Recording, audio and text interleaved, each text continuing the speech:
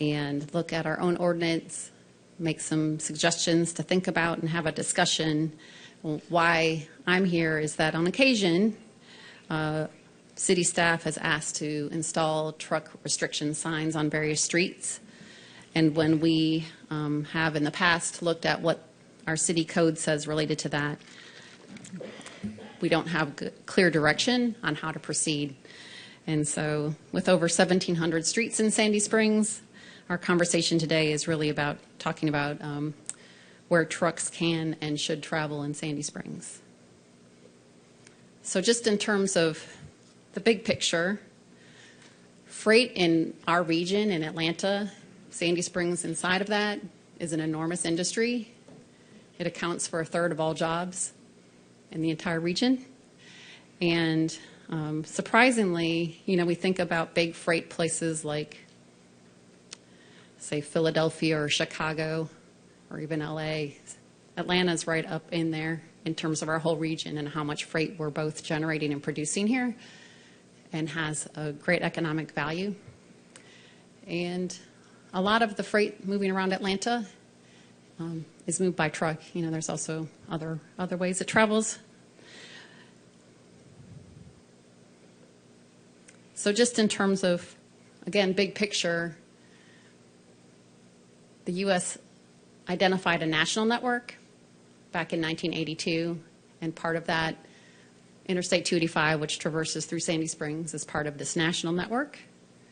The state also has a designated freight network or truck network, and that includes State Route 400 north of 285. Another little interesting thing on the state is that maybe you've noticed when you're inside of 285, driving on 75, 85, 20, or 400, trucks are restricted. So that is something that's written into state law currently, that large vehicles more than 6 wheels cannot travel, with exceptions if they have, a reason to be there, but not through trips. So what does that look like in Sandy Springs right now? So these are truck routes or freight routes, corridors already identified that traverse Sandy Springs that either by federal or state partners have identified as truck friendly. So it's 285, State Route 9, 140, and 400 north of 285. So the city's ordinance is found in Chapter 58, Article 2. So what does that truck route ordinance currently look like? It tells us sort of the routes trucks can take. It talks about signage, talks about maximum vehicle weights, where and how long trucks can park, where they can be stored, the time of day that deliveries can happen, and then the penalties. Just a couple slides on some highlights of that ordinance. So just in terms of routes, trucks are always permitted on any street if they have a origin or destination there. So you're moving and you need a moving van to come to your house, they're allowed to do that. If you have a delivery of, an entire living room full of furniture, they can come to your house. But you are supposed to do that in the most direct route available. We have currently a time restriction, and so this is anything really off of a truck route is not supposed to be made between 7 a.m. and 7 p.m. But that applies evenly to both residential and commercial uses, so that's something we want to think about.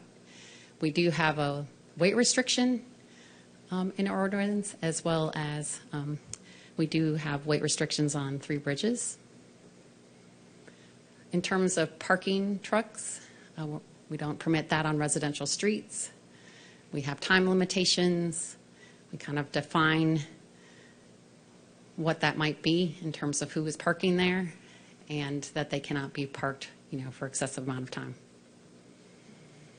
So when staff interprets this existing ordinance, one of our challenges is that our definition within our ordinance isn't very clear. We only have one definition in the ordinance for a bimodal semi-trailer, but it's not consistent with how the state defines a truck. One of the things in terms of truck enforcement and that question that comes to staff to put up no truck signs is that our ordinance says we have a route, we have truck routes, but we don't currently have them. So in the 20 years of Sandy Springs existence, we have not yet designated what routes outside of the federal and state routes where trucks are allowed. We do have that time of day restriction from 7 p.m. to 7 a.m. And so that means going back to the delivery at your house or anyone in Sandy Springs that they aren't actually supposed to be making any of those during the business day currently in our ordinance. Just in terms of enforcement, I think there's a conversation to talk about this with other public safety needs. Our ordinance isn't really clear on whether or not we are putting up signs to allow trucks or to prohibit them. And then we want to make sure that we are kind of consistent with federal, state, and other jurisdictions in terms of what they designate as truck routes. So putting on our planning hat for a minute, we look to our regional partners. The Atlanta Regional Commission has, over the past few years, really done a lot on freight planning because, as I've said, it's an enormous economic driver for the region. And so just kind of looking at those items, we as staff kind of went to the drawing board and looked at things like, what kind of street is this? How is it constructed? What are the land uses that they're serving? Can we make a connected network? And with that, sort of started looking at those criteria. So right now, as I've said, 285, State Route 9, 140 are all on, and 400 are on the state or federal network. So these are kind of some of our criteria that we would look at. We know that coming into Sandy Springs from Cobb County, that Cobb designates Johnson's Ferry as a truck route. We know that coming into Sandy Springs on Mount Vernon Highway, they call it Mount Vernon Road, Dunwoody has designated that section as a truck route. And the extent of the principal arterial network that we have in Sandy Springs, which is the highest classification of road outside of our interstates. So State Route 9 is on that, has that classification. State Route 140 has that classification, and so does Johnson's Ferry, Abernathy, up to Perimeter Center. And then, you know, as we are pretty familiar, Sandy Springs doesn't have large industrial uses or producers here, but we do have some industrial zoned land on the north end of the city. So with that said, just kind of thinking about what might make sense if we are going to follow the existing code and look at adopting a truck route network or somewhere where we're going to say, this is, if you're coming into Sandy Springs, these are the permissible streets you can drive on.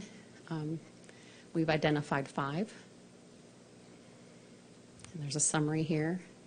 So in addition to the regional network roadways we've already talked about, designating the section of Johnson's Ferry Road from Cobb County to Abernathy, Abernathy to from Johnson's Ferry to Mount Vernon Highway, Mount Vernon Highway from Abernathy to the city of Dunwoody city limits, Dunwoody Place from Northridge to Roswell Road, and then Northridge between 400 and Roswell Road. So what does that look like overall?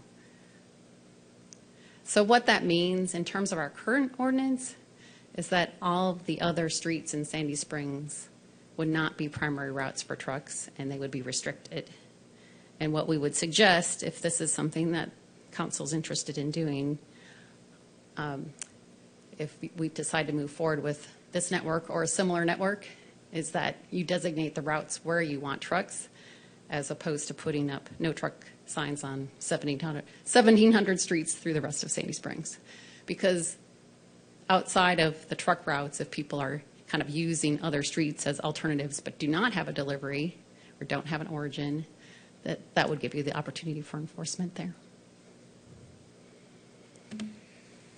So just in terms of other inconsistencies in the ordinance, we want to make sure if we're restricting trucks, we need to decide what that is, because everybody is receiving deliveries now through all of our major retail sites, right? So there's small box trucks, there's trucks with multiple axles.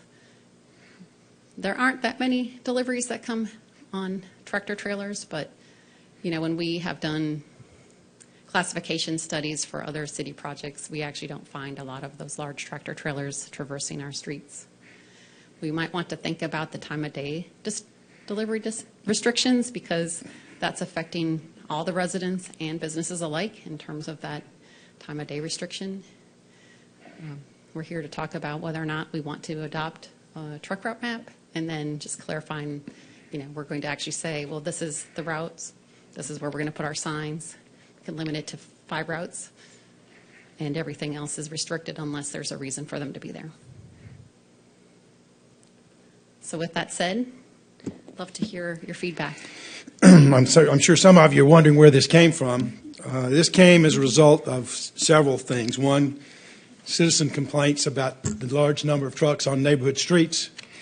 Excuse me. What we've witnessed with 285 and the construction and everything that's going on, and the construction is going to be going on 285 and 400 at least through 2036.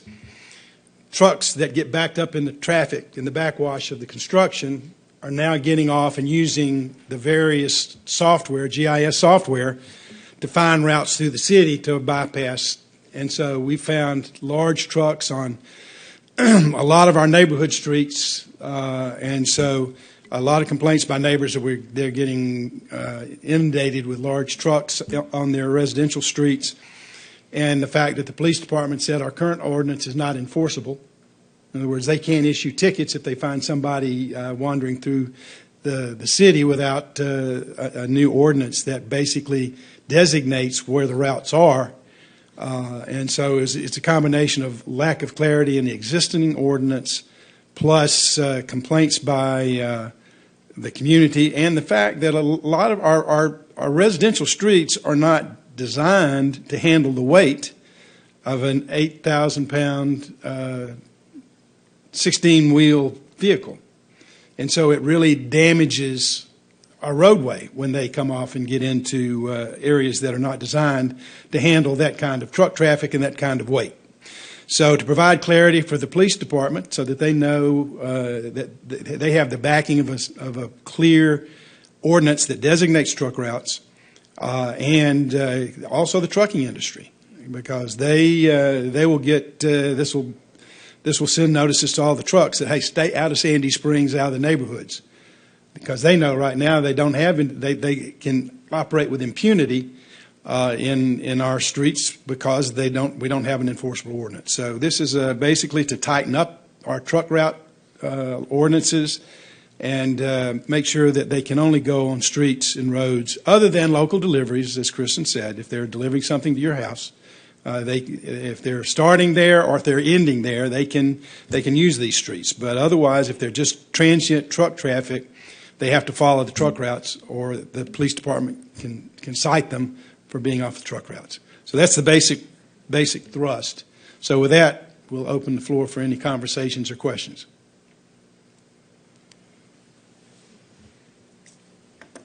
All right, Ms. Mueller. So I have quite a few questions, but the first, I think the administrative, definitely, if we can't, I think you had on the slide, we didn't have a good definition of a truck. I think that's great for starters.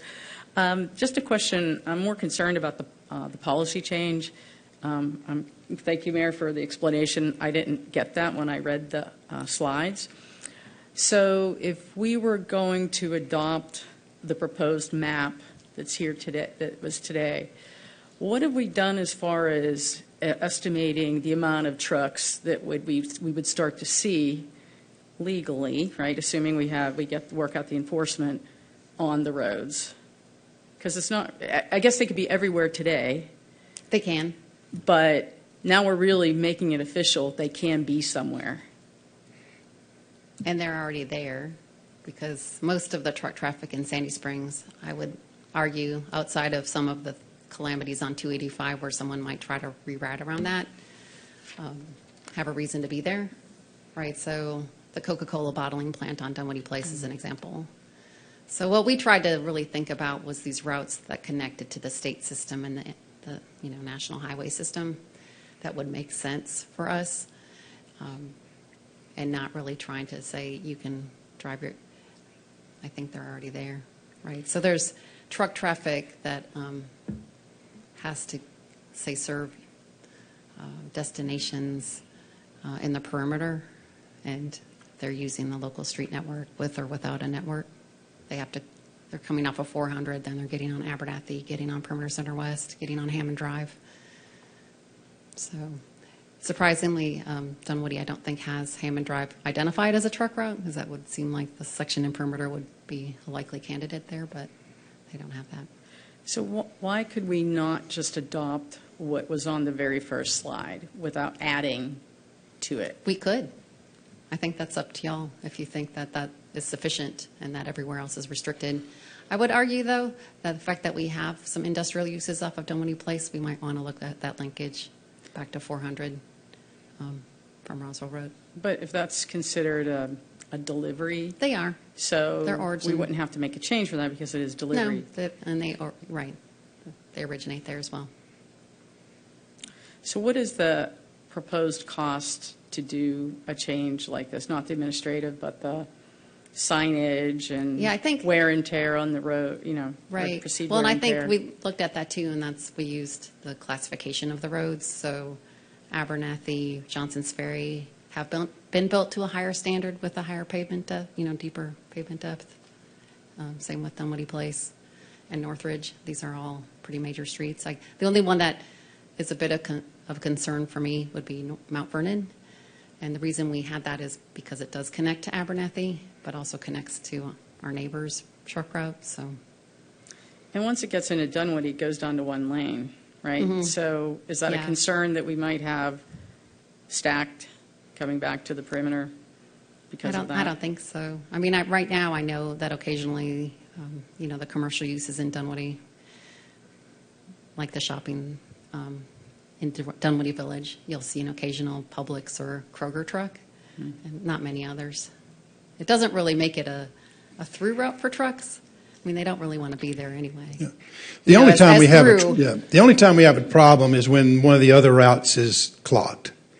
And then, like every other person who doesn't want to sit on 285 and look at the taillights in front of them, and they're on schedule, so they're looking for alternative routes to get around that. They don't prefer to use our streets.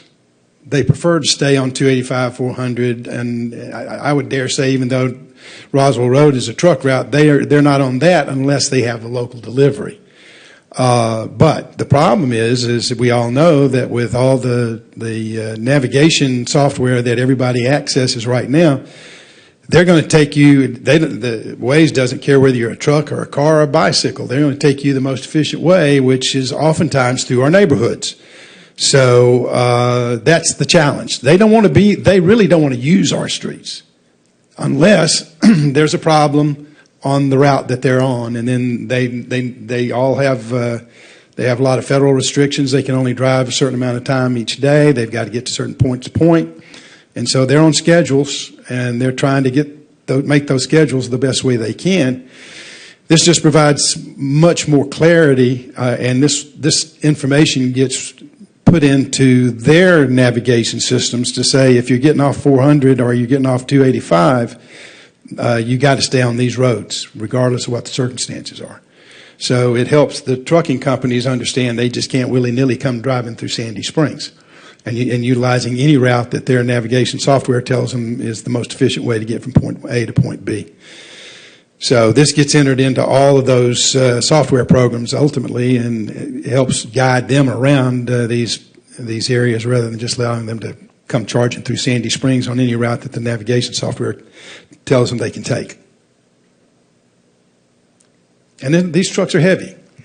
I mean, the cap right now is 88,000 pounds on the federal system. But in the state system, there are certain areas, not in our area, they can go up to 109,000 pounds. And that's a lot of weight on, I think our civil engineer down there will tell you, that's a lot of weight for our city streets. They're not built to those standards. Even Johnson Ferry and these others are really not designed to handle that, but they're more able to handle that kind of weight. And you also have to think about the safety of our citizens because they have the more weight there is, the longer the stopping distance. That's just a matter of physics. So we're just trying to provide some guardrails on truck traffic through our community. Well, quite frankly, was there something in here where you said you were doing away with the times for delivery? That's something that we could consider. Well, there needs to be a restriction on times. Like if they're coming in here at any time of the day or night, that leads more traffic. I know that there are restrictions for trucks during rush hour, like from 7 to 9 and from 4 to 6. The restrictions could be those hours from 9 to 4.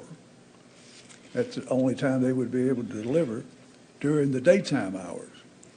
I don't think I'd have a problem with overnight deliveries, such as a lot of these grocery stores having their deliveries at nighttime, so they really don't affect the neighborhoods too much. Well, in some areas you do. I mean, that's one of the reasons why it's 7 to 7 is because we had complaints earlier from neighborhoods about deliveries at all times of the day. These trucks have backup alarms, and when they're backing in and you're trying to sleep, there's a conflict there. So that's why the 7 to 7 for deliveries is to make sure that there isn't any disturbance of the surrounding residential areas. And we do have some grocery stores and some other delivery areas where if they came in at 1 or 2 o'clock in the morning and made the delivery and the backup alarms and then the slamming of the doors in the trucks, it creates a noise issue for the neighborhood. So that's why we've always had the 7 to 7 time frame, but that's up to council to make that decision. So just a point of clarification, because it is really specific language related to deliveries that are off of the truck route system. So it's under section 5832, number 1, number 3, or subpart 3. So it reads, if a delivery or pickup is to be made by a truck, road tractor, combination road tractor trailer within any area that is not on a designated truck route, such delivery or pickup shall not be made between the hours of 7 a.m. and 7 p.m. And what, when I think about that in terms of an enforcement, that means residentially or commercially, if it's not on the recommended any of the businesses in perimeter, you at your house getting deliveries, you at your house moving, you would also be restricted during those same times because they are not. That's why it's a conversation point, because it's a little unclear. But I understand the conflict with, but if you are right now on State Route 9, you can make a delivery any time of day per our ordinance. Well, we know we don't have much control over state routes, but the route from Abernathy to Mount Vernon, I don't see where that's a problem if they go straight on out Abernathy and just eliminate that Mount Vernon part. I understand that from your telling us that Dunwoody has designated Mount Vernon as a truck route. Right. But we haven't designated it that I know of. We have not. So That's what this is all about, is if we Wouldn't it would be like to more- add it. more conceivable to let them go on a 4-lane road instead of a 1-lane road? We certainly can do that. That's why we're having a work session, so you can hash these issues out. Mayor Paul, I had a couple questions All right. for Kristen. Kristen, thanks for all this information. And concern about trucks is also something I've heard from District 5 related to trucks on High Point Road. So I have a couple questions for you about the ability for us to enforce this if it were to come to fruition. One, could you describe for us, if we know yet, what are the associated penalties if someone were to receive a citation? And then could you also address our ability to enforce this? Is this entirely upon residents to call into police, or do we have any other mechanisms for trying to enforce this if something were to be put in place? So, talked to our city attorney. The penalties in this current section, they are enforced under section 1-10, which would be police. And so their ability to enforce right now, because there isn't a designated route system, they really cannot enforce. It probably would you can talk to the chief, but I think it would largely be someone noting that there was truck traffic coming down their street. Well, some the time police of day. department would know that But they could enforce this it. area is not designated for trucks, and there's a truck on it, so they can stop them and issue a citation. So the police department can do that. You can call 911. So there's a truck, on my street. I don't think it belongs there, and the police will come out and investigate. I'm not sure if code enforcement could get involved in it, but it would have to be. You'd have to have a sworn officer issue a citation. I have a question on that. Wouldn't they have to have some sort of proof of delivery that they had to be there? Bill of lading. So that would have to be put into the ordinance, wouldn't it, that they would have to If they have can, something? yeah, if they had a bill of lading showing that they're going to a specific address, then in Sandy Springs, then that would exempt them from the ordinance. That is some of the language that's already there, Councilman. Okay. Yeah. Dr. Kelly. Thank you, Kristen. I'm reading, a list. It says a list and map of approved truck routes are kept on file with the city police department and city clerk. The list of truck routes may be revised as deemed necessary by the city police department and with approval of the city council, and the entire list requiring renewal by the city biannually. And all listed routes will be further identified by posted regulatory signs. How does that factor into the conversation we're having today? All right, because this says that there are truck routes and we have them somewhere. We do not. Okay, so that's section That's- 58-33. Correct. That's why we're having this discussion tonight. So even though that has been on the code book since at least I've been here at Sandy Springs, we've never really formally adopted routes outside the state network. Okay, thanks. Any other discussion? All right, Kristen, thank you. Thank you. We'll look forward to additional feedback, and if the council so chooses, we'll bring to you an ordinance for consideration at an upcoming meeting. Thanks so much. Anything else the council would like to discuss during the work session? All right, then we'll end our work session, and I would like to call this meeting of the Sandy Springs City Council to order for Tuesday, February the 3rd, 2026. Will the city clerk please make the announcements and call the roll? Good evening, Mayor and Council. First, just a reminder to those in attendance to please silence all cell phones and other electronic devices at this time. Individuals who would like to provide a public comment at City Council meetings are required to complete and submit those public comment cards in advance of the meetings. Those providing public comment, they may be allotted up to 3 minutes to speak on their single chosen topic. As I call roll, please confirm your attendance. Mayor Rusty Paul. Present. Councilmember John Paulson. Here. Councilmember Melody Kelly. Present. Councilmember Melissa Mueller. Here. Councilmember Frank Roberts. Here. Councilmember Mary Ford. Here. Councilmember Andrew Chensky. Here. Please join me for the Pledge of Allegiance. I pledge allegiance to the flag of the United States of America and to the republic for which it stands, one nation, under God, indivisible, with liberty and justice for all. Madam Clerk, have we received any public comment cards? Yes, we've received 2 public comment cards this evening. The first is from Natalie Delancey, who will be followed by Susan Kizak. All right. Mr. Lancey.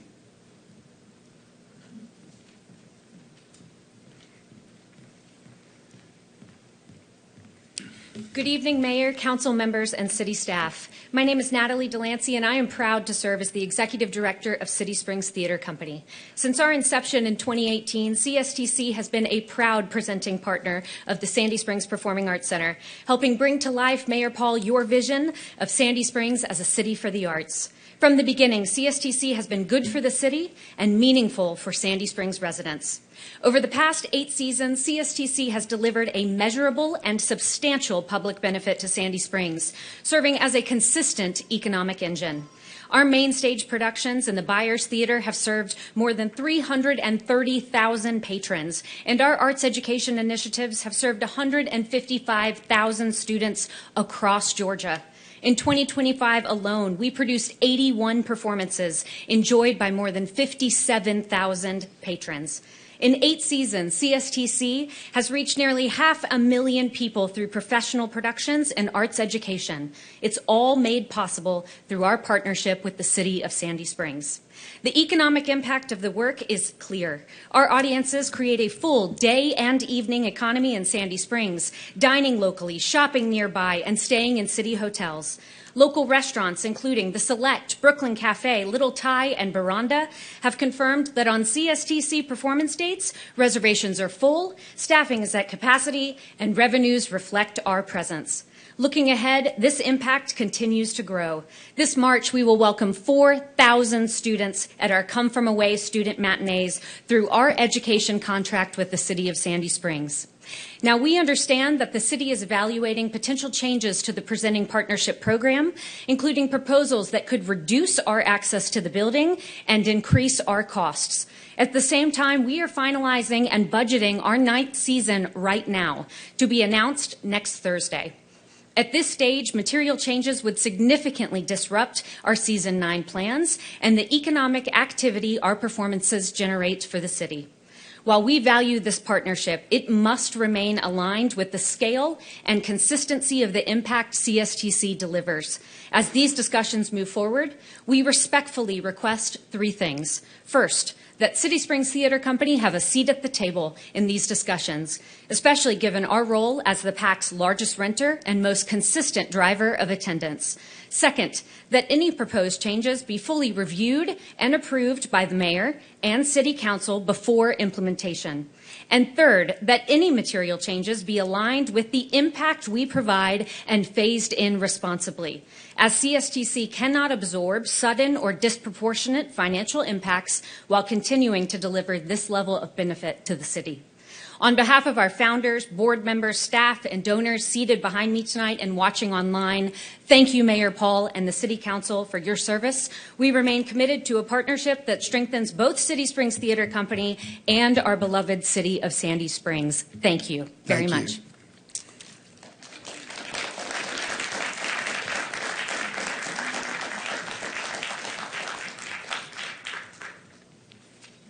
Since I couldn't stop it, I'm going to tell you now that we don't allow outbursts of enthusiasm for anybody or anything, including us. So, but, all right, go ahead, Mr. Cusack. Mayor Paul and council members, my name is Susan Cusack. I live at 6497 Cherry Tree Lane in the Mount Vernon Woods neighborhood just off Abernathy Road. I'm here tonight to speak against making Abernathy Road a truck route, as was proposed in the work session. I know you're just getting started on this, but I wanted to share some thoughts. Abernathy is how people in Mount Vernon Woods get to Roswell Road, Johnston Ferry, Georgia 400, and it's already very difficult to get out of the neighborhood in the morning when traffic is backed up from the Cobb County line towards Georgia 400, and in the afternoon it backs up, of course, in the opposite direction. On top of that, we have been asking for simple improvements like do not block the box markings at our entrances so that we can safely get in and out. We still don't have them. It's frustrating to hear talk of adding more truck traffic to Abernathy when basic low-cost measures to protect neighborhood access haven't been addressed. Sandy Springs already knows that Roswell Road and Abernathy Road, that intersection, is one of the city's most dangerous. Adding more trucks to that area and this corridor is not going to make it any safer. Mount Vernon Woods is one of many communities that would be negatively impacted. All along Abernathy, you have single-family neighborhoods, apartments, condos, townhouses. We're talking thousands of people. You also have the Abernathy Greenway, where families and children, seniors, spend time outside. More trucks mean more noise, more air pollution, and a less safe and pleasant environment for everyone. I understand freight is important to the regional economy and that trucks need to move efficiently. But pushing more trucks onto an already congested residential corridor is not the right solution. It will make it harder and less safe for residents to get to work, school, shopping, and appointments. It will degrade our quality of life. Please keep that in mind as you move forward on this issue. Thank you for your time. Thank you. Appreciate it. Any further? No. All right, we'll close the public comment period. Is there a motion to approve the meeting agenda? Mayor Paul. Mr. Paulson. I move approval of the meeting agenda for Tuesday, February 3rd, 2026. We have a motion by Mr. Paulson. Is there a second? Second. A motion by Mr. Paulson, seconded by Mr. Roberts, that we approve the meeting agenda. Is there any discussion? Hearing none, we'll call the question. The question's on the meeting agenda. All in favor of the motion say aye. Aye. Opposed, no. The meeting agenda is approved. Is there a motion to approve the consent agenda? Mayor Paul, Ms. Mueller. I move that we approve the consent agenda for February 3rd, 2026. We have a motion by Ms. Mueller. Is there a second? Second. Seconded by Ms. Ford. Any discussion? Hearing none, we'll call the question. The question's on approval of the consent agenda. All in favor of the motion say aye. Aye. Opposed, no. The consent agenda is approved. Moving to public hearings, the clerk will please read the first item. This is agenda item number 2026-029, consideration of a resolution to approve a Metropolitan River Protection Act certificate for River Corridor Review RC 2506SS for 8935 River Landing, presented by Planning and Zoning Manager Michelle McIntosh Ross. Ms. McIntosh Ross. Yes, thank you, and good evening, Mayor and City Council. For your consideration is the approval of a resolution to authorize a Metropolitan River Protection Act certificate for the property located within the Chattahoochee River Corridor area at 8935 River Landing Way. This is in Council District 2, and it's a single-family property just a little bit over 1 acre in the Huncliffe neighborhood. The applicant is proposing to construct a new 2-car garage. The Atlanta Regional Commission has reviewed this application and found that the project is consistent with the Chattahoochee River Corridor Plan. And given this determination by the ARC, city staff recommendation to the Mayor and City Council is to approve this resolution to authorize a Metropolitan River Protection Act certificate for the property located at 8935 River Landing Way. Do we have any public comments? No. All right, we'll close the public comment period. You've heard the report of the Planning and Zoning Manager. What's the desire of council? Mayor Paul, Dr. Kelly. I move approval of agenda item 2026-029, approval of the Metropolitan River Protection Act certificate for River Corridor Review, RC-25-06SS, for 8935 River Landing Way. We have a motion by Dr. Kelly. Is there a second? Second. Seconded by Mr. Paulson. Any discussion? Hearing none, we'll call the question. The question is on agenda item 2026-029, a resolution approving a Metropolitan River Protection Act certificate for River Corridor Review of 8935 River Landing Way. All in favor of the motion say aye. Aye. Opposed, no. Thank you. The item is approved. Moving to new business, the clerk will please read the first item. This is agenda item number 2026-030, consideration of a resolution to appoint members to the Sandy Springs Planning Commission. This is presented by Mayor Rusty Paul. We have a couple of people on the Planning Commission whose terms have expired, one of which was Miss Andrea Settles, who's here tonight and has done enormous work for us over the last 12, 14, 16 years, something like that. Nobody has done more work for this city than Andrea. But I think the city has needs of her talents in other areas, and so I'm suggesting that, or recommending that we approve Steve Leeds, who lives in the Aria subdivision, as Andrea's replacement, and I'm also recommending we retain Elizabeth Kelly on the Planning Commission. So with that, is there a motion? Mayor Paul, Ms. Ford. I move to approve agenda item 2026-030, resolution to appoint members to the Sandy Springs Planning Commission, Steve Leeds and Elizabeth Kelly. We have a motion by Ms. Ford. Is there a second? Second. Seconded by Mr. Roberts. Any discussion? Mr. Paulson. In the absence of discussion, I've got to make a couple of points.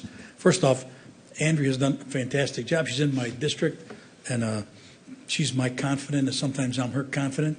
So I know she's moving on to other things. I can't wait to see what you've got planned for her next. But I just want to say I appreciate all the work and effort that you've put into this, as they all do. She takes it seriously. Nobody in this community has been involved in more things than Andrea Settles. She sure is. She's involved in everything, which is great. Yep. And finally, Elizabeth Kelly. When I want to know what's going on in the city, I go see Andrea. She knows more about it than most of the rest of us. Anyway, that's all I had. All right. Any other discussion? Hearing none, we'll call the question. The question's on agenda item 2026-030, a resolution to appoint members of the Sandy Springs Planning Commission, Steve Leeds and Elizabeth Kelly. All in favor of the motion, say aye. Aye. Opposed, no. The item is approved. The clerk will please read the next item. This is agenda item number 2026-031. Consideration of a resolution to approve a change order to the existing purchase order with Complete Demolition Services LLC for the addition of demolition services related to the Hammond Drive corridor widening project authorization and authorization for the city manager to execute the change order. This is presented by Director of Facilities and Capital Construction, Dave Wells. Mr. Wells. Evening, Mayor and Council. In November 2025, the city contracted Complete Demolition Services, LLC, for $199,000 to demolish 6 properties as part of the Hammond Drive widening S2 193 project. Since the contract was executed, the city has acquired 1 additional property along the Hammond Drive corridor, located at 643 Laurel Terrace. The acquisition of this additional property requires demolition and site preparation services that were not included in the original contract scope. Change order number 1 provides the funding necessary to complete the additional work necessary to the existing contract with Complete Demolition Services. The proposed increase of $39,900 will result in the total contract amount exceeding the $200,000 threshold, requiring mayor and council approval. Staff recommends the mayor and city council approve the change order number 1 to increase the existing contract with Complete Demolition Services, LLC, by $39,900. You've heard the report of the Director of Facilities and Capital Construction and Building Operations. What's the desire of council? Mayor Paul. Ms. Mueller? I move that we approve agenda item 2026-031, the approval of a resolution to approve a change order to the existing purchase order with Complete Demolition Services, LLC, for the addition of demolition services related to the Hammond Drive corridor widening project and for the authorization for the city manager to execute the change order. We have a motion by Ms. Mueller. Is there a second? I'll second. Seconded by Dr. Kelly. Any discussion? I do have a Ms. question. Mueller. So, Dave, why is this one a little higher than the average for the other ones? This has asbestos in it. Okay, so there was another There's situation that had to be substantial amount contained. of asbestos removal that we have to do before we can tear it down. Okay, all right, thank you. Yes. Any other discussion? So that's, Mr. Roberts? that's $6,700 of special asbestos removal. Is that what it's for? The extra money? Yes. There was no asbestos in the other buildings that they took down? There's different levels of asbestos. What we do is we go in and do a phase 1, phase 2. The phase 2, they take samples throughout the whole house, the HVAC ductwork, the tiling. Most of these homes are from the 60s, and they a lot of them hold a substantial amount of asbestos inside them. Okay, I'm not sure I can vote on something that's costing us over $6,700 extra from what it cost us to demolish the other 6. It was around $33,000 each for the other 6, and now you're bumping it up to $39,900. And you're Yes, saying it's Councilman. because of the asbestos? Well, the engineers go in and they do a full report, and with that report, then the contractor will know how much asbestos is in there, so that I can show you the report. I just don't like the idea of spending $6,700 above what we paid for the others to be demolished. That just rubs me the wrong way. It seems like we're spending a little bit too much money for that, but that's just my opinion. I don't like to see the taxpayers spending extra money for something that they don't necessarily have to. I'm done. Any other discussion?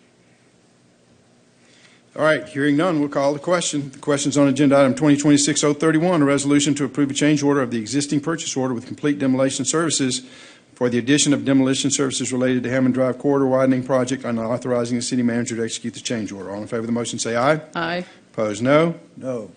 The item is approved. The clerk will please read the next item. This is agenda item number 2026-32. Consideration of a resolution to approve supplemental agreement number 20, that's amendment number 1, with the Jacobs Engineering Group, Inc. to extend construction engineering and inspection services for the Johnsons Ferry Road and Mount Vernon Highway Inspection Improvements Project, that's TS 191, and the Mount Vernon Highway Corridor Improvements Project, that's TS 192, and to authorize the city manager to execute the revised contract documents. This is presented by Public Works Director Marty Martin. Mr. Martin. Mayor and Council, good evening. Tonight I bring to you supplemental agreement number 20, amendment number 1 with Jacobs Engineering. In this case, to extend the construction engineering and inspection support to both projects TS 191, that's the Mount Vernon Highway, Roswell Road, Johnson Ferry Intersection Improvement Project, and TS 192, the Mount Vernon Highway Corridor Improvement Project. Collectively, those two projects total some $27 million in active construction work. The city did enter into a contract or into this phase of work with Jacobs Engineering to provide construction, engineering, and inspection services for both projects. And on February 25th, 2024, Council approved an amendment to the contract in the amount of $996,660 at that time for a 2-year overlapping construction duration between the two projects, one starting slightly about 2 months ahead of the other project in terms of notice to proceed and contractor activity. As we are here tonight, we've added some 94, not quite 100, 94 calendar days of contract time to TS 191 for a variety of reasons, primarily due to conflicts and delays in utility coordination and plan adjustments where, again, back to utilities, we had to make some significant water improvements on the project, not accurately identified between the designer and City of Atlanta watershed initially. With those additional 4 months of time, we now seek those additional services from Jacobs to cover that extended construction duration. Plus, we had the overlap with TS 192. So, in effect, with this proposed change order tonight in front of you, we add 2 months of what I'll call cushion that would be in existence on TS 192. We do not foresee currently an extension in time for TS 192, the Mount Vernon Highway Corridor project. However, the contractor, or the consultant in this case, Jacobs Engineering, wouldn't bill those hours for TS 192 if the need did not, if we don't have time changes between now and the estimated completion sometime April, May of this year. So with that said, we recommend that we approve this contract extension with Jacobs in the amount, in the total amount of $170,885.88, split between the two projects, TS 191 and TS 192, to cover additional CEI services for the duration of construction for both projects. All right, you've heard the report of the Director of Public Works. What's the desire of council? Mayor Paul. Ms. Mueller. Move that we approve agenda item 2026-032 for a resolution to approve supplemental agreement number 20, amendment number 1 with Jacobs Engineering Group Incorporated to extend construction, engineering, and inspection services for the Johnson Ferry Road at Mount Vernon Highway Intersection Improvements Projects, TS 191, and the Mount Vernon Highway Corridor Improvements Projects, TS 192, and authorize the city manager to execute the revised contract documents. I have a motion by Ms. Mueller. Is there a second? I'll second. Motion by Ms. Mueller, seconded by Dr. Kelly, that we approve agenda item 2026-032, a supplemental agreement number 20 with Jacobs Engineering to extend construction, engineering, and inspection services for Johnson Ferry, Mount Vernon, and Mount Vernon corridor improvements. Any discussion? Ms. Mueller. So, Marty, my understanding is when the project's complete, let's say April, May-ish, but then the final plannings and so forth, the landscaping won't be complete till after the hot summer in the fall. Will planning season, correct. So will we do that and monitor that on our own, or will we then be using any hours from this extension for that? For the planning installation, we have other resources, in-house resources available to inspect and accept for those planning resources. So this is for what I'll termed the heavy lifting associated with engineering and inspection services, daily contractor observations, and there's a lot of different subcontractors, et cetera, on the project. Signs of notifications to the construction manager of any unforeseen conditions, daily record keeping, which is extremely important in this to ensure oversight of material testing, engineers' logs, maintenance, et cetera, so that we have a complete contract record of the roadway that we've installed, important warranties, inspections, surety, et cetera. The plannings, by contrast, we looked at in-house resources to do that, those inspections, augmented by public works staff as needed to support that. And just a question on the final grade. I know it's related. When will the final grade be placed on the roads? Because right now there's like about a 2-inch gap before the storm sewers kick in. So even if you look at Aunt Johnson Ferry as you're traveling westbound from Veterans Park, right? So past on the backside of the library. Right. So you still, even though we have new pavement, you still have that gap. So will we be getting pavement so that everything's flushed for the storm sewers to work properly? Right. So ultimately, you build on binder and then top the roadway so that you have that clean, unblemished surface when the construction project's ultimately complete. The most significant grade differences you'll see on roadway surface compared to, say, shoulder work that's out there now, curb and gutter, those kinds of things, are going to be on Mount Vernon corridor, where we're changing roadway grade significantly in some places. As we speak, there's a significant amount of what's termed leveling taking place on Mount Vernon corridor to bring up the roadway to just below that final pavement thickness out there, and then ultimately topping and complete the roadway. As we complete the other shoulder work, specifically, we've got a good bit of utility work right at Mount Vernon Johnson Ferry underway right now. That's the aerial to underground conversion work still taking place. As that work is completed, then we can finally get the surface adjustments at the curb line to get the final grade. So that's going to be closer to the end of the project, unfortunately, by virtue of wrapping up that utility work and then getting the surface work done after the fact. And Jacobs will be looking at that as they're doing this. They'll be monitoring that throughout. Yes, ma'am. Okay, thank you. And isn't it also, when you put that final layer of asphalt on top, you wait until toward the end of the project so you don't want the construction activity to damage that roadway? That's my hope, Mayor. So I try never to, even with our simple stormwater projects, whatever, we try to vet as we look for any paving projects in the area that we only go out to that roadway once if we can help it. The only thing that concerned me in your presentation was this Mayish thing. I've been assured by the city manager on numerous occasions that we were going to be finished in April. So I'm sure that she's going to be talking to you about this Mayish thing. We talk about it daily. We do.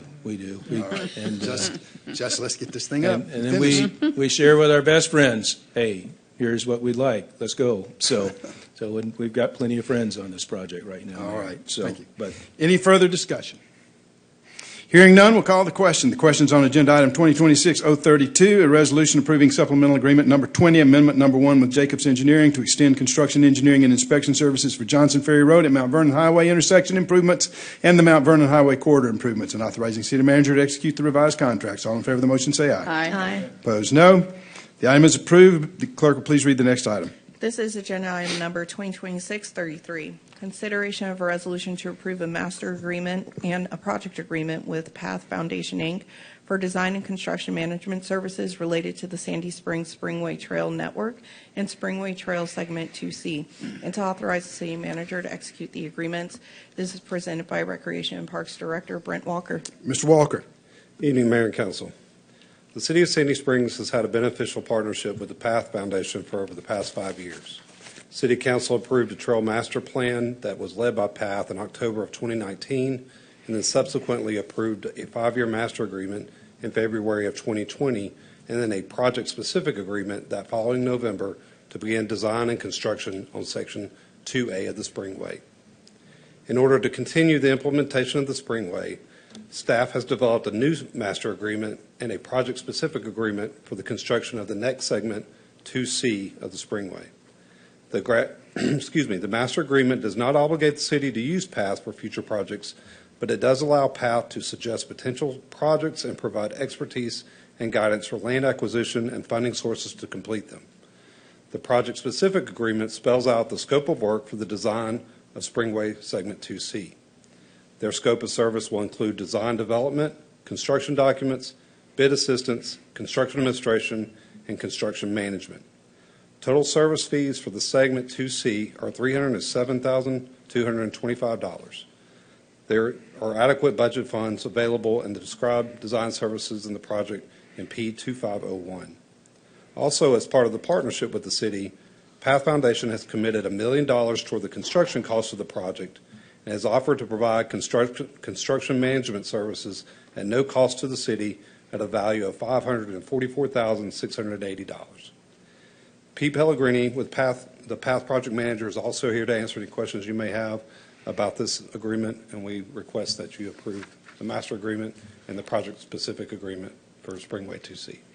All right, you've heard the report of the Director of Recreation and Parks. What's the desire of council? Mayor Paul, Dr. Kelly. I move approval of agenda item 2026-033, approval of a master agreement and project agreement with PATH Foundation for design and construction management services related to the Sandy Springs Springway Trail Network and Springway Trail Segment 2C, and to authorize the city manager to execute the agreement. Have a motion by Dr. Kelly. Is there a second? Second. Seconded by Mr. Paulson. That we approve agenda item 2026-033, a resolution approving a master agreement and project agreement with PATH Foundation for design, construction, management services related to Sandy Springs Springway Trail Network and Springway Trail Segments 2C. Any discussion? Dr. Kelly. Hey, thank you for the presentation. What's the status of this trail right now? Is it in design or pre-design? Preliminary design. So we have met with some of the neighbors in Grogan's Ferry and discussed the route. We have some preliminary center line work based on our GIS and topography, that just field work. We have walked it with the survey crew and flagged the potential center line for them to start the survey work, which is kind of the first step in that engineering process before they take it back to the office and start that design process. But that's where we are right now in that preliminary design portion. Okay. How have we, where are we as far as reconciling the concerns of the Grogan's Bluff neighborhood? We're in a good spot. We've met with them a couple of times. We've met with the property owners that abut the property where the trail will come through along the creek behind their homes, and talked with them individually and talked about the possibility of helping create buffers and fencing and engaging them in the design process. Mr. Pellegrini has also been with us at those meetings, and we have promised to, when we get to a 30% design set, is come back to the neighborhood, have another meeting with them, and go through the construction documents at that 30% set. Okay.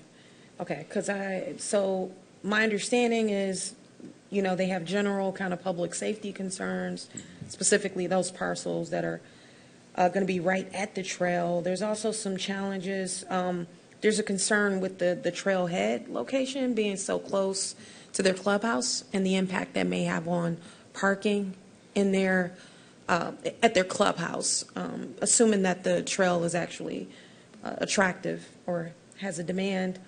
There's also and this isn't specifically a Parks and Recreation issue, but also near the trailhead section where people would either get on the trail or come off of it, there's a traffic safety hazard in that there's a big kind of structure in the right-of-way that really does block line of sight. So that's a separate issue that we've had some conversations with Public Works about. But that's just, I could just see the convergence of all of this. And then I also like to uplift the need for sidewalks on Adair Lane too. That should also be a consideration for this as well. So I'll just continue to keep an eye on those issues as you all move forward with the project. Mr. Paulson. Thank you, Mary. Thank you, Brent. Two questions. One, so the city's commitment to this is the $307,225, right? Yes, sir. Okay. And then the other question I've got is, during this layout, are you engaging, or at least selectively engaging, a geotech to start looking at some of the subsurface conditions so we know what we're going to get into as we go forward? Absolutely. Okay. There's a lot of rock. Is this about lessons learned? Yes, sir. Yes, sir. We've got Just our checking. stripes. Just checking. All right, thank you. Any other discussion? Mr. Chinsky. Piggybacking on Mr. Paulson's question, so the total cost now is $307,225. Looking at the full budget at the end of the exhibit packet, it's about $14.5 million. Aside from the $1 million that PATH Foundation is contributing, is it expected that the city is going to bear the rest of the roughly $13.5 million cost for this? So we also have a $30,000 commitment from the Conservancy. We have applied for a GOSIP grant for $3 million. So if we receive that, it would go into that construction cost. And then the rest of it would be borne by the city. Currently, we have $5 million in our trail fund that is already budgeted for it. So we would just need to make up the difference. And because this is a trail versus a sidewalk, this is budgeted and scored differently than the sidewalk scoring matrix. This is not part of the broader, is that correct? Correct. Thanks. Any other discussion? Dr. Kelly. And just because this is probably my first time complaining about this since you've been on council, so just allow me real quick. So yeah, at the same section of land, there is need for a sidewalk so people can get to MARTA stops, so they can get to Roswell Road, so they can get to all the amenities on Morgan Falls. So yeah, I'm going to always advocate for, before we build a, what did you say, $14 million trail, that we look, we make sure we have those sidewalks in queue. Yep. Any other discussion? Hearing none, we'll call the question. The question's on agenda item 2026-033, a resolution to approve master agreement and project agreement with PATH Foundation for design, construction, management services related to Sandy Springs Springway Trail Network and Springway Trail Segment 2C. All in favor of the motion say aye. Aye. Opposed, no. The item is approved. The clerk will please read the next item. This is agenda item number 2026-034. Consideration of a resolution to approve the appropriation of certain property rights and interests located at 6036 K-Ron Drive, Sandy Springs, Georgia. That's Fulton County, tax ID 17007100030336, through the use of eminent domain as it relates to the Hammond Drive widening project, and that's project number S2193. Presented by City Attorney Dan Lee. Mr. Lee. Mayor, Council, as you're aware, the city has been working for a few years now on the acquisition of the property that would make it possible to widen Hammond Drive. This property that I bring to you tonight is an intricate part of that. It is a partial taking of at the intersection of K-Ron and Hammond. The city staff has been working diligently to try and negotiate the purchase of the property, and we have reached a huge impasse. The appraised value of the property you see highlighted up here, which is the yellow, is the property actually needed for the turning lane off K-Ron, and then the green is the temporary construction easement that would be used temporarily and then returned to the property owner. And the magenta color is the driveway improvement, which remains with the property owner but is improved by the city to make the existing driveway or the future driveway match the grade of the new road project. In all, the city needs 2,665 square feet in the yellow and 1,405 feet in the green. In total, that our appraiser says that's $157,000 worth of property, which includes a major landscaping project to restore the property left behind. The property owner is demanding $400,000. So as you can see, we are way beneath the demand of the property owner. The staff tells me that this is an intricate part of the project and that we must move now to get control of it. We'd ask you to authorize the use of eminent domain. You've heard the report of the city attorney. What's the desire of council? Mayor Paul. Ms. Mueller. I move that we approve agenda item 2026-034 for the resolution to approve the appropriation of certain property rights and interests located at 6036 K-Ron Drive, Sandy Springs, Fulton County, Georgia, tax ID 17-0071-003-033-6 through the use of eminent domain as it relates to the Hammond Drive widening project, project number S2193. We have a motion by Ms. Mueller. Is there a second? I'll second. Motion by Ms. Mueller, seconded by Dr. Kelly, that we approve agenda item 2026-034, resolution approving the appropriation of certain property rights and interests located at 6036 K-Run Drive through the use of eminent domain as it relates to the Hammond Drive widening project. Any discussion? Ms. Mueller. So, Dan, are we actually moving the location of the driveway? Is the driveway staying where it is? Is it moving to the right? I couldn't tell if it's moving to the right or if it's staying where it is. I don't know the answer to that question. Okay. Obviously, we're moving it, that would be east, because we're taking the property where it enters the current right-of-way, where the yellow area is, and moving it back. But I don't think it's being moved east or north or south. Okay. And then with the valuation from the property owner, were they asking for cost to cure as part of that? Is that, I mean, I guess what are they asking for? Is it just a dollar amount, or are there different elements that make up that gap? The basis for their claim is that the city purchased a property just 3 addresses away from this property. That property was valued at about 3 times the value of this property. So they have conflated, if I can use that word, taking all the cost to cure in that project, the cost of the temporary easement, and the cost of the permanent easement, adding those costs together and dividing it by square footage and multiplying that square footage, which is about $120 a square foot, when in reality, our price here is $27 a square foot, which is what we have paid throughout this project. With all due respect, I think it's a mechanism used by plaintiffs' lawyers to produce a larger number. The only off-color parts of this taking would be the fact that we're taking 13% of the property and leaving, help me with the math, 87% of the land there. So it is, per capita, it's a big taking of the property, but the numbers match up to what our appraiser has issued.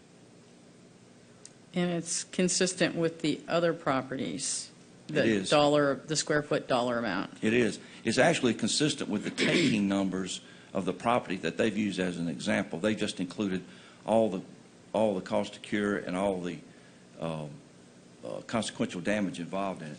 I would point out to you, Councilman, that in this property, in addition to this money, part of this $157,000, $74,000 of it is cost of cure to improve the property that is left behind. Okay. Thank you. I don't have any more questions. Mr. Paulson. Thank you, Mayor. Dan, as you're well aware, eminent domain is something we take pretty seriously.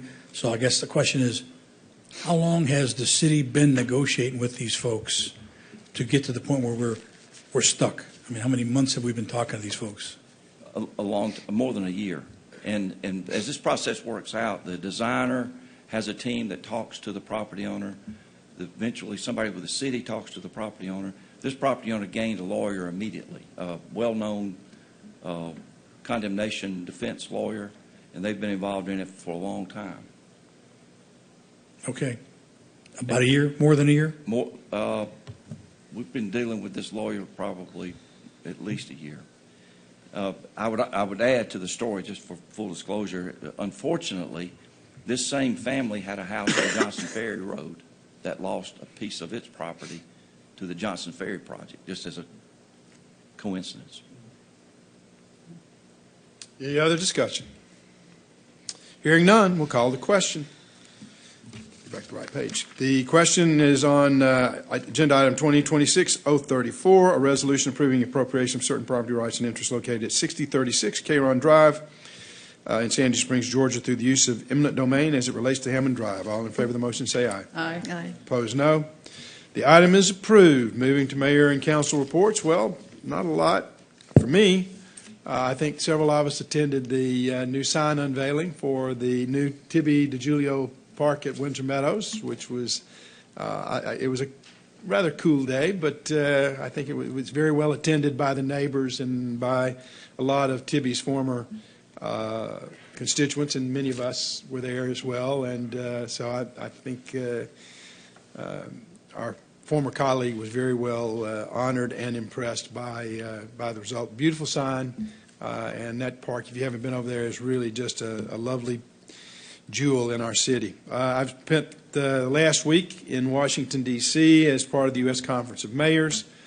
I tend to go to one meeting a year, and the winter meeting of the Conference of Mayors is always very enlightening. I mean, it's an opportunity to hear what other cities are doing, learn, and pick up things. I always come back with a list of things that I want to take up with the city manager. And then in my own inimicable, technologically challenged way, I deleted my list. But the city manager came to my rescue and showed me how to recover my list. And so I have my list now. And once I reviewed the list, it really didn't entail as much work for her as it does for me, so I wish I'd left it deleted. But anyway, it was a very useful conference. I had a lot of great conversations, some of them with local mayors that we'll have some opportunity to review a little bit later, but also just a real opportunity in the area of AI. I found out that we're not the only city in America who has permitting issues. Where's Ginger? She's over there somewhere. In fact, it's fairly universal. Everybody has the same set of complaints that we complain about. So, and I was looking around for a brilliant solution, and nobody had one. So, but they are making progress through AI and other things. But it was a very good, I think it was one of the better meetings that I've attended. Where I got a lot out of it, was able to get a lot of information, talking to other mayors and other city officials and other experts in various fields. And so I'll be sharing some of that as we go through time. That's it for me. Anybody else? Mr. Paulson, then Mr. Mueller, and Mr. Chinsky. Thank you, Mayor. So last weekend was a cold, nasty weekend. And the question of warming centers came up. And City Manager, you and I had emails back and forth. I never got my arms around what was available, what other areas besides City Hall were available. City Hall was open during the day, but we were closed at night. But I never did see a list of other warming centers in Sandy Springs.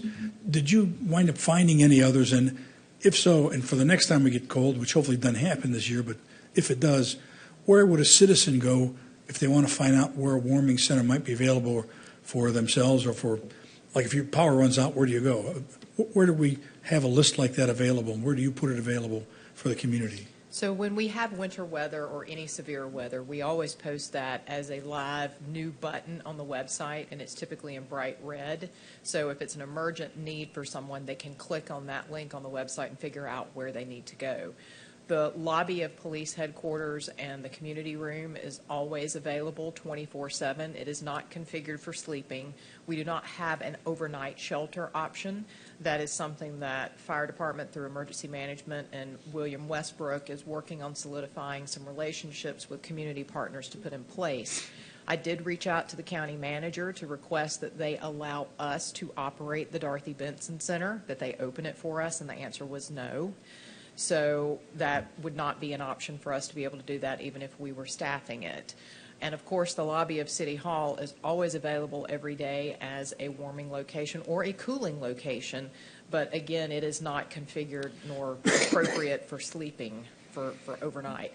And as you mentioned, where would you go if you lose power? I was one of the ones who lost power for 7.5 hours the weekend of ice and almost 5 hours this past Saturday.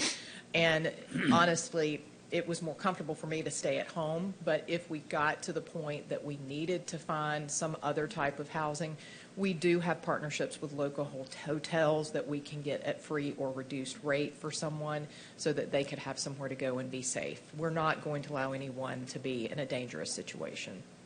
Okay, so the red flashing button on the city website's the place to go. Yes, sir. And are there any other churches or other institutions that open themselves up for warming centers when this happens? Not that they advertise. Those are some relationships that we are working to strengthen so that we'll be able to advertise that, but that's a very common concern. And we're, again, working and be able to talk more about that as we bring forward the updated emergency operations plan, continuity of operations plan, and threat assessment later this year. All right, thank you. Well, one of the interesting things was this latest spell of cold weather coincided with the national survey of unsheltered people. And so we had just completed that in Sandy Springs through Fulton County, working with the county. They do, is it an annual census? It is the point-in-time count. And that's something, an annual. So we knew where our unsheltered individuals were. Police department does a great job of going out and engaging them, offering them help and options to come in out of the cold. Not surprising to me from somebody who spent time working with the homeless in a previous life. They're more comfortable being where they are than they are going into shelters or even into hotel rooms. I think, Chief, they universally said no when we asked them if they needed help getting to some other, warmer location. So we do go out and are proactive in contacting those people that are unsheltered, and because of the count, we had a pretty good idea of how many and where. So we had 8. 8. So, all right. Any others? Ms. Mueller, and then Mr. Chinsky. On the 21st, we opened Burdette Park. So that's a great little pocket park. So that was a remnant. Johnson Ferry and Abernathy Road. If you haven't gone over there, check it out. Adding park space is always great, no matter how small. Improves quality of life. And I know the families around there were very excited to have that completed. On January 28th, myself and Mr. Paulson, who is representing the mayor, Unis Solutions, moved their U.S. headquarters here to Sandy Springs. So they opened up their offices. So that was, it's good to see companies moving here and investing in our community. And then on Friday, I participated with Ms. Ford at the Legislative Shabbat. So this is the 4th annual one from Esther Panich, who is the representative from Dunwoody. So thank you to her for setting that up. That was up in Roswell. That's always great to get out and attend that very welcoming and thoughtful service and reception. And then I spoke to the Rotary Club yesterday, and that's always a great conversation, speaking to the Rotarians, and I really appreciate their civic leadership and service to the community. Mr. Chinsky.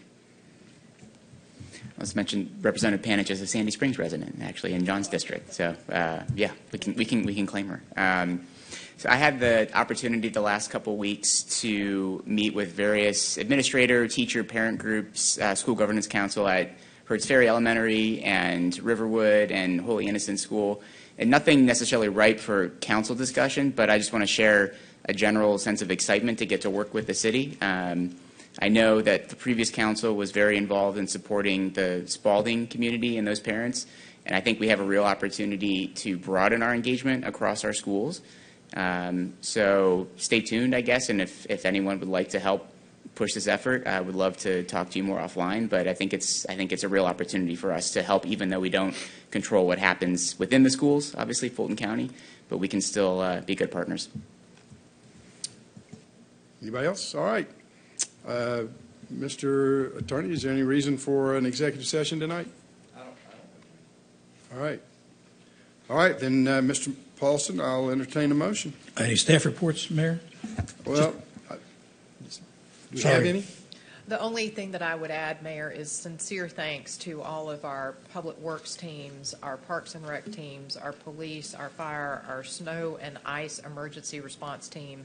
It was a very hectic 2 weekends, and I realize we didn't see a lot of accumulation here, but there was a lot of work that went behind the scenes to making sure that we were ready should that hit. And we were fortunate at the end of the day that it didn't hit. So my sincere thanks to all of them for all their hard work in protecting us. Great. Good job. Yes, as always. Yes. Mayor Paul, I move adjournment. Mr. Paulson moves adjournment. Is there a second?